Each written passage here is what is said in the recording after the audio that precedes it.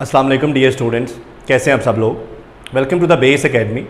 बच्चों, मैं हूं आपका फ़िज़िक्स इंस्ट्रक्टर अदील अख्तर और आज हम डिस्कस करने जा रहे हैं इलेक्ट्रिसिटी और मैग्नेटिज़्म कोर्स में से capacitance of parallel plate capacitor.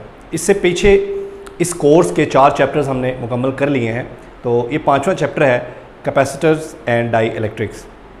बच्चों, ये कोर्स बीएससी और बीएस क्लासेस के लिए है। तो इस चैप्टर के स्टार्ट में जो सबसे पहला टॉपिक है हमारा वो कैपेसिटर के बारे में है। तो कैपेसिटर के ऊपर हमारे बहुत सारे लेक्चर इस चैनल पर ऑलरेडी मौजूद हैं। अगर आप कैपेसिटर की बेसिक्स को समझना चाहते हैं तो वहाँ से आप वो लेक्चर्स देख सकते हैं। ठीक है, तो हम स्टार्ट कर रहे हैं पहले टॉपिक से, जो कि है capacitance of parallel plate capacitor. ऐसा ही एक टॉपिक एफएससी के लिए भी है, लेकिन ये टॉपिक जो है ये स्पेशली बीएससी और बीएस क्लासेस के लिए।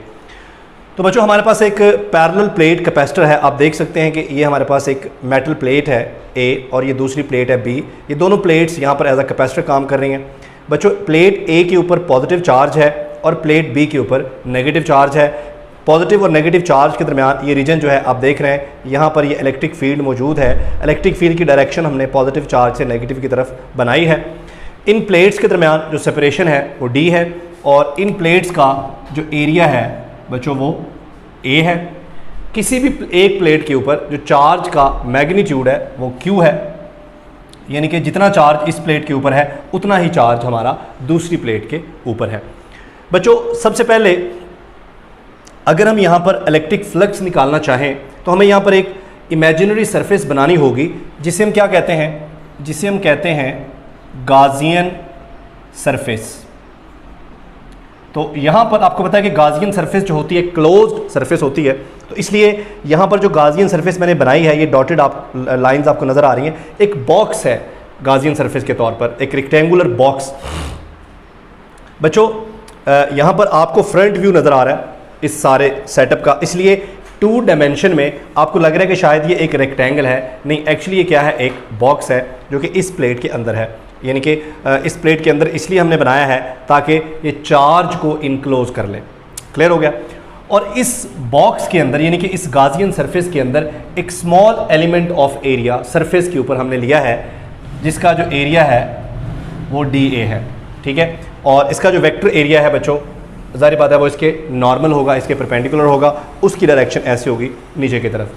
तो अगर मैं इस स्मॉल एरिया एलिमेंट से फ्लक्स निकालना चाहूँ तो फ्लक्स का जो रिलेशन हमारे पास है, flux is equal to E dot D A.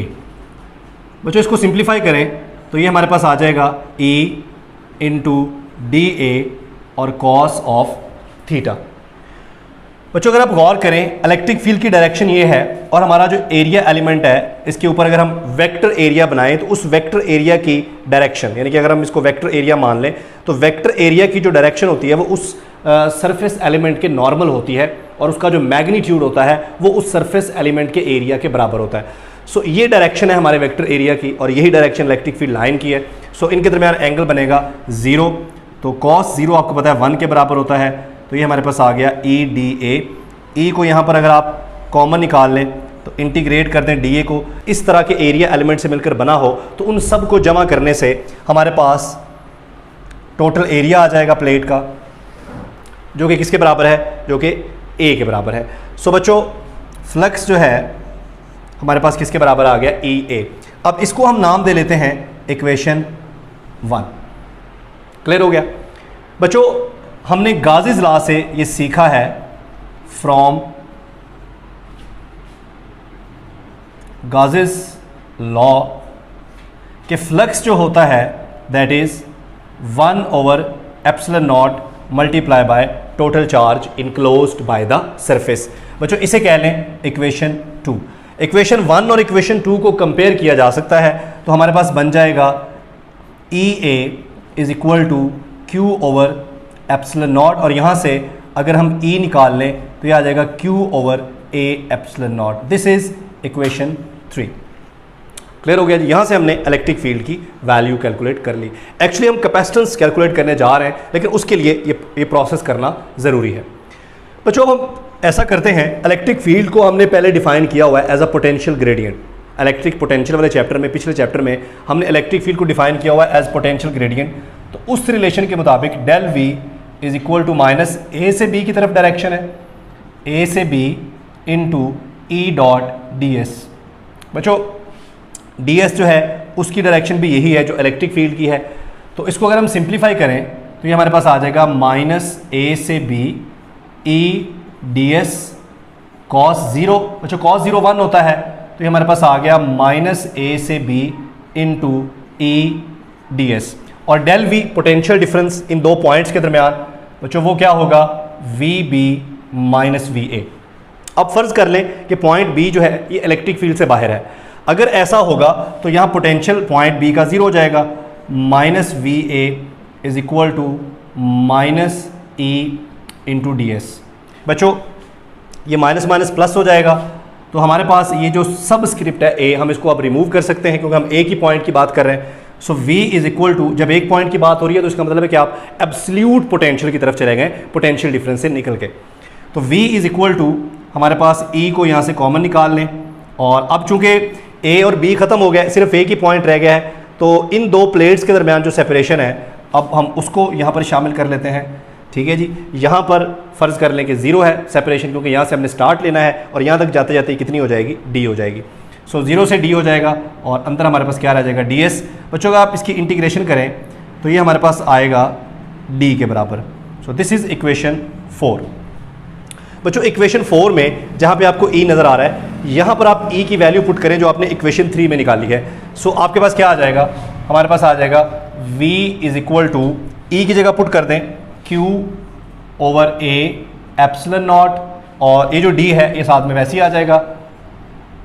बच्चों अब q यहाँ रहने दें और v मल्टीप्लाई हो रहा है, इधर आके डिवाइड हो जाएगा। ये a एप्सिलॉन नॉट इधर ले जाएं, a एप्सिलॉन नॉट, और d भी इधर ले आए, इधर आके डिवाइड हो जाएगा। तो बच्चों q over v is equal to a epsilon naught over d। अब ये q ओवर v क्या है, हमने कैपेसिटेंस वाले रिलेशन में पढ़ा है कि q is equal to C V, charge is equal to capacitance times potential. ठीक है, पोटेंशियल डिफरेंस।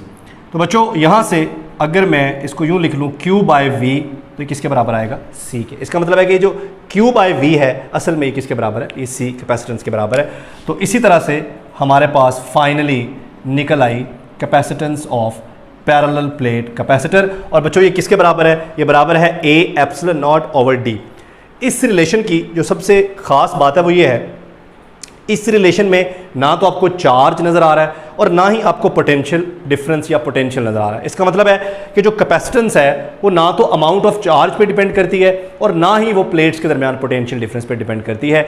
तो कैपेसिटेंस डिपेंड किस पे करती है, यहाँ से देख के लग रहा है कि कैपेसिटेंस जो है वो ज्योमेट्री ऑफ द प्लेट्स, ठीक है, प्लेट्स के एरिया, प्लेट्स के दरमियान जो सेपरेशन है उस पर डिपेंड करती है। सो कैपेसिटेंस जो है वो हमारे कैपेसिटर की ज्योमेट्री पे डिपेंड करती है। Number 1, capacitance depend upon geometry of the capacitor.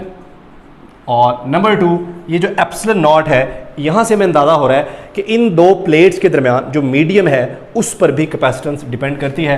तो कैपेसिटेंस जो है ये मीडियम पर भी डिपेंड करती है और कैपेसिटेंस जो है ये ज्योमेट्री पर भी डिपेंड करती है। आप मीडियम एयर के अलावा कुछ और रखेंगे तो कैपेसिटेंस चेंज हो जाएगी, लेकिन कैपेसिटेंस जो है वो पोटेंशियल डिफरेंस पे या कैपेसिटेंस चार्ज पे डिपेंड नहीं करती। बज़ाहिर यहाँ से आपके जहन में ये बात आएगी, या देखिए C is equal to Q by V, तो भाई फिर क्यों डिपेंड नहीं करती। देखें एक्चुअली ये जो रिलेशन है ये कुछ ऐसा है, Q is proportional to V या Q is equal to C V. बच्चों C जो है इस रिलेशन का कांस्टेंट है, प्रोपोर्शनैलिटी कांस्टेंट। जो प्रोपोर्शनैलिटी कांस्टेंट होता है ना, वो कभी भी उन वेरिएबल्स पे डिपेंड नहीं करता जो उस रिलेशन में आ रहे होते हैं। बिल्कुल ऐसे जैसे हमने पढ़ा V is proportional to I और V is equal to IR। अब जो R है इस रिलेशन का प्रोपोर्शनैलिटी कांस्टेंट है, इसलिए R ना तो V पे डिपेंड करता है और ना I पे डिपेंड करता है। बिल्कुल ऐसे है, अगर चार्ज बढ़ेगा तो V भी बढ़ेगा, C क्या रहेगा, कांस्टेंट रहेगा। चार्ज कम होगा तो V भी कम होगा, C क्या रहेगा, कांस्टेंट रहेगा। इसलिए कैपेसिटेंस जो है वो चार्ज और V पे, पोटेंशियल डिफरेंस पे या पोटेंशियल पे डिपेंड नहीं करता, ये डिपेंड करता है ज्योमेट्री ऑफ द कैपेसिटर और कैपेसिटर की प्लेट्स के दरमियान क्या मीडियम है इस बात पे। तो इसके साथ ही हमारा ये लेक्चर कंप्लीट हुआ। मिलते हैं नेक्स्ट लेक्चर में इंशाल्लाह। थैंक यू, अल्लाह हाफ़िज़।